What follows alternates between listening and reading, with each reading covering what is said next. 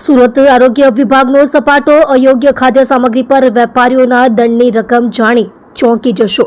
પાલિકાના આરોગ્ય વિભાગ દ્વારા ખાદ્ય સામગ્રી સેમ્પલ લેવાની કામગીરી શરૂ કરાઈ. શહેરના જુદા જુદા વિસ્તારમાંથી ખાદ્ય સામગ્રીના સેમ્પલ લીધા હતા. 1.5 વર્ષ જેટલા ગાળામાં 1-2 નહીં પરંતુ 9 નમૂના અનસેફ જાહેર.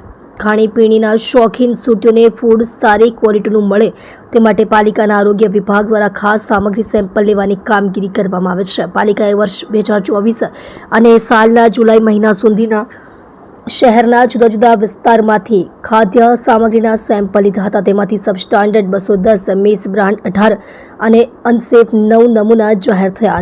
395 કેસના ચુકાદા આવી ગયા છે.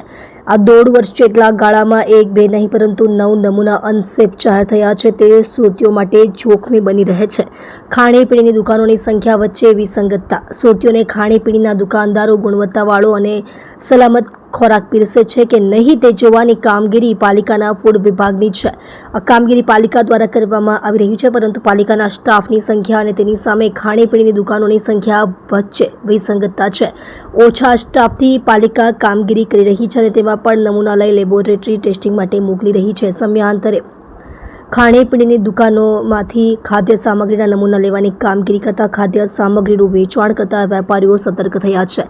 તેમ છતાં છેલ્લા 1.5 વર્ષના પાલિકાના ફૂડ વિભાગની કામગીરી કરી રહી છે. તેના લેબ રિપોર્ટ સુરતીઓને ચોંકાવી દે તેવા જાહેર થયા છે. 210 નમૂના સબસ્ટાન્ડર્ડ હોવાનું બહાર આવ્યું.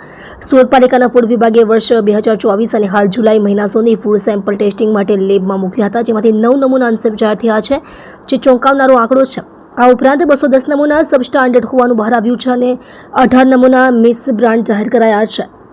પાલિકાએ લીધેલા નમૂનો લેબ ટેસ્ટિંગમાં નિષ્ફળ જાય એટલે પાલિકા તંત્ર દ્વારા દુકાનદાર સામે કોર્ટમાં કેસ દાખલ કરવામાં આવે છે. પાલિકાએ ટેસ્ટ લેબમાં નિષ્ફળ ગયા, જેમાંથી 395 કેસમાં કોર્ટમાં નિકાલ કરવામાં આવ્યો છે. આપ જોઈ રહ્યા છો ગુજરાતની સૌથી પહેલા ખબર આપતી Surat express news channel, director Rajesh મંગલેની સાથે.